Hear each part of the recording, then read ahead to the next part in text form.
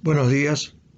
Continuando con el ciclo de apologética organizado por el Centro de Estudios Cívicos de Córdoba, hoy queremos referirnos brevemente, como lo hacemos siempre, a las relaciones entre la Iglesia y el Estado en la Argentina. Nos motiva a ocuparnos de este tema una iniciativa que tomó una llamada Organización Laicista Argentina, con las siglas OLA, donde, según ellos, confluyen unas 50 agrupaciones de tono laicista y evidentemente anticristianas, que ha presentado un anteproyecto de ley por la vía de iniciativa popular que propone otra vez la derogación de normas que otorgan fondos estatales a la Iglesia, como la Ley 21.950 de 1979, que fija una asignación mensual a los obispos. También pretende cancelar el vínculo de la Iglesia con las Fuerzas Armadas. El decreto 9471 del año 43 del expresidente Ramírez reconoce con el grado de generala del Ejército a la Santísima Virgen María.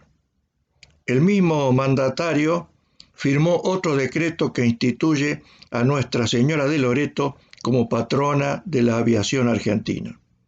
Unos años después, José María Guido, presidente de la Argentina, firmó un decreto que reconoce con jerarquía de brigadiera a la Virgen María bajo la advocación de Nuestra Señora de Loreto. Más allá de las evocaciones simbólicas, algunas decisiones de los llamados dictadores argentinos, especialmente de la etapa 1976-83, dice esta organización laicista argentina, generaron durante casi 4 décadas de democracia un gasto al Estado para un culto que, si bien es mayoritario en la Argentina y su sostenimiento figura en la Constitución, puede ser considerado injusto. Incluso un sacerdote, Eduardo de la Serna, de los llamados curas en opción por los pobres, ha llegado a manifestar: estoy totalmente en desacuerdo con que una campesina palestina sea generala del ejército argentino. Vamos a analizar brevemente los distintos aspectos involucrados en este proyecto.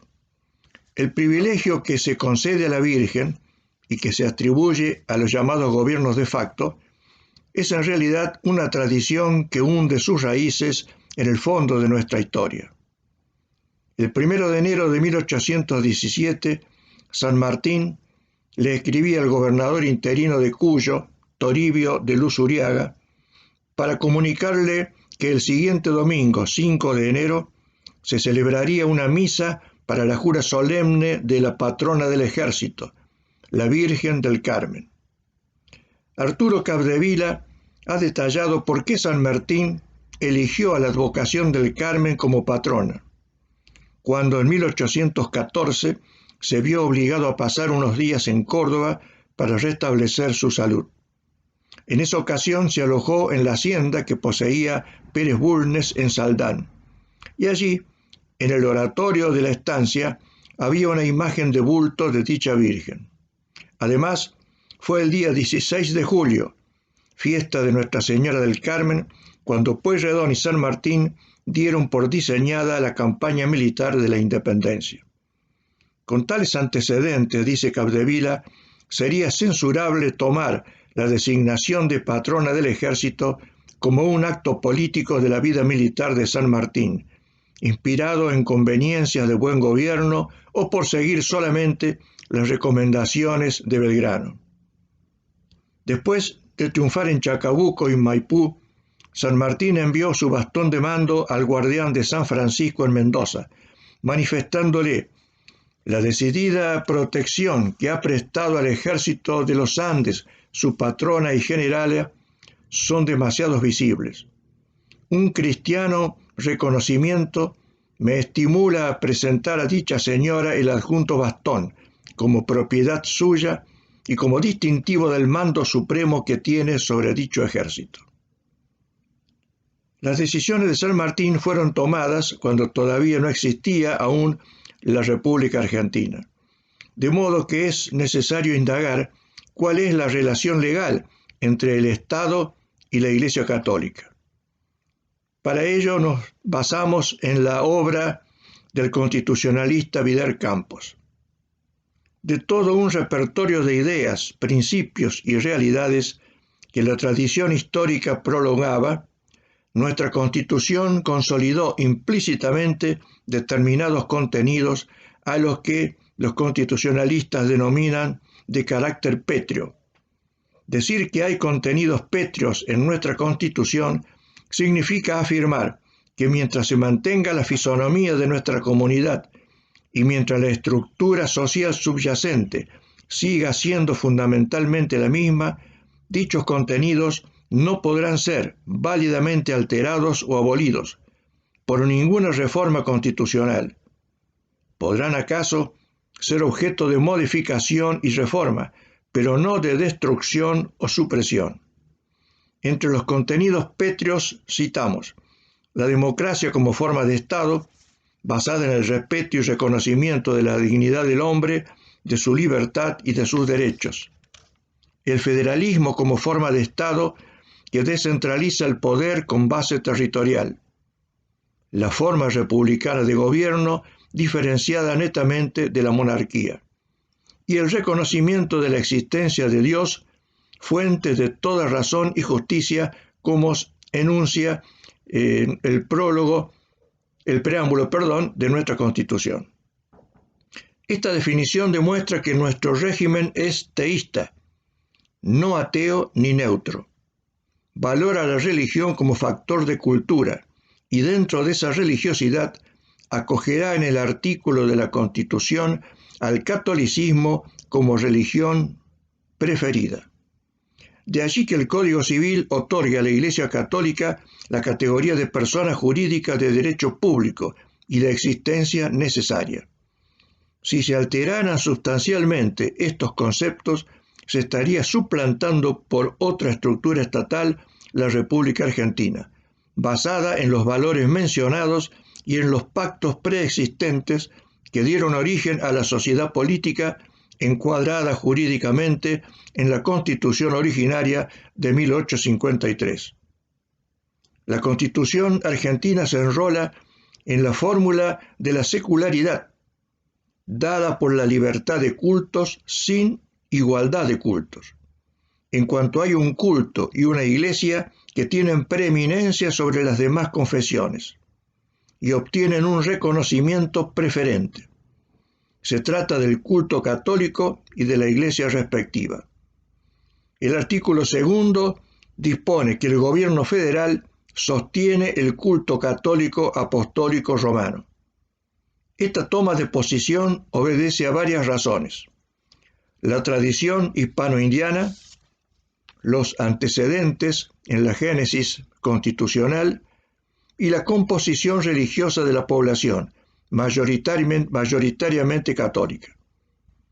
Hay una valoración del catolicismo como religión verdadera, como surge del pensamiento del convencional Seguí en la sesión del 21 de abril de 1853, al expresar que el deber de sostener el culto incluía la declaración de que la religión católica era la de la mayoría o la casi totalidad de los habitantes, y comprendía también la creencia del Congreso Constituyente sobre la verdad de ella, pues sería absurdo obligar al gobierno federal al sostenimiento de un culto que simbolizase una quimera.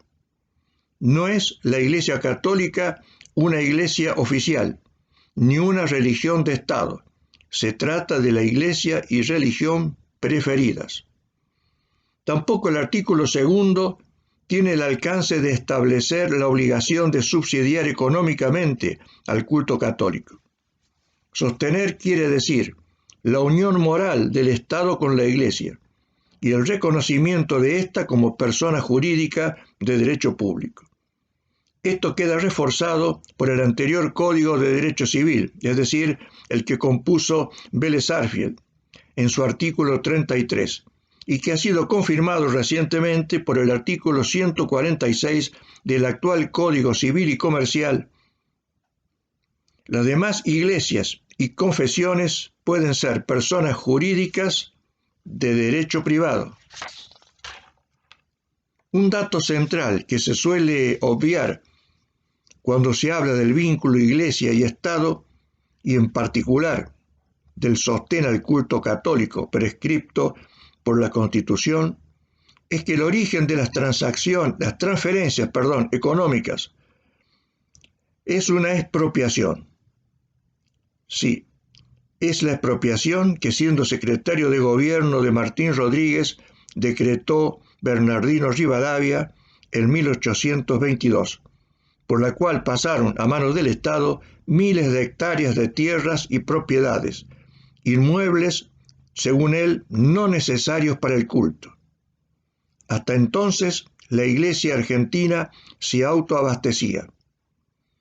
Tal era así que en 1871, un anticlerical como Bernardo de Irigoyen decía: la verdad del caso es que la Iglesia se sostenía con los bienes que poseía, donados por los fieles. Vino el año 22 en que el gobierno concibió la idea patriótica de una reforma general, y en ella comprendió también al clero. Se inició, pues, la reforma eclesiástica, y para llevarlo a cabo sancionó una ley que en su artículo 19 dice lo siguiente: desde el 1 de enero de 1823 quedan abolidos los diezmos y las atenciones a que eran destinados serán cubiertos por los fondos del Estado. Viene enseguida otra disposición de la misma ley, de donde resulta que no fue la Iglesia Católica la que trató de ser sostenida por el Estado, sino que fue el Estado el que tomó posesión de todos los bienes de la Iglesia, el que suprimió las contribuciones con que la Iglesia se sostenía, y que fue el Estado el que, creyendo que estaba realizando una reforma liberal, una reforma de alta conveniencia pública, dijo: tomo a mi cargo el sostén del culto católico en este país. Esta es la verdad histórica. Si analizamos las cifras de hoy, nos encontramos con esta realidad. En el año 2021, en el año en curso, los fondos estatales, según el presupuesto vigente, destinados a la Iglesia serán de 148 millones.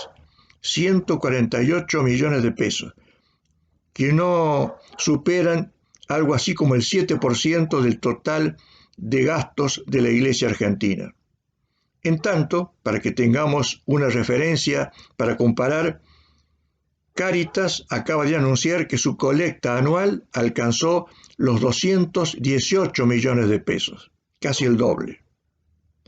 Por otra parte, la Iglesia misma tomó la decisión de renunciar progresivamente al aporte estatal, proceso que está iniciado en diálogo con la Secretaría de Culto de la Nación. Ahora imaginemos la renta que tendría la Iglesia de no haber sido despojada de todos sus bienes. En los terrenos expropiados, hoy tenemos barrios e incluso localidades enteras. Ni hablar de la capital federal, donde el arzobispado tenía 300 manzanas. Hoy tendría una renta extraordinaria. La expropiación rivadaviana dejó incluso en la calle a varias órdenes religiosas. No falta quien presente a Rivadavia como gran impulsor del cementerio de la Recoleta, olvidando decir que para ello despojó de sus terrenos a los monjes de la Orden de los Recoletos. Esta es la verdad histórica que debemos conocer los católicos. No es imposible concebir, no es totalmente injusto, o tal vez hasta sea conveniente, la separación de bienes entre la Iglesia y el Estado. Los católicos practicantes tenemos la obligación de mantener a nuestra Iglesia. Y si bien, por razones históricas, se llegó en algún momento a estos subsidios estatales, consideramos que hoy, para evitar cualquier problema, cualquier discusión sobre temas secundarios es correcto o puede admitirse esta decisión que tomó el episcopado argentino de renunciar a esos subsidios en un plazo razonable.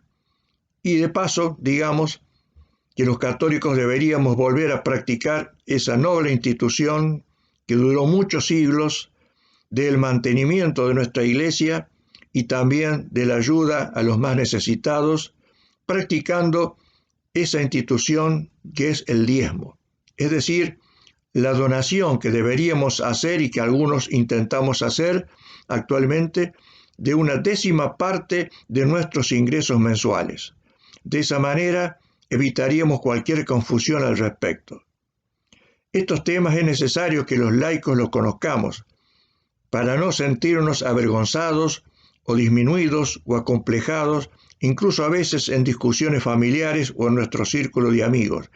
Debemos saber defender. A eso tiende este modesto ciclo de apologética, que sepamos cuál es la realidad histórica, documentada, con respecto a la actuación de nuestra Iglesia y la obligación moral que tenemos de defender la posición de la Iglesia en base a tareas o a datos concretos que deberíamos conocer todos los laicos para poder difundir la verdad histórica y no caer en complejos innecesarios o absurdos. Seguiremos próximamente con otros videos completando el análisis breve, sencillo, de los principales aspectos que hacen a la apologética moderna. Les agradezco la atención y será hasta el próximo encuentro. Muchas gracias.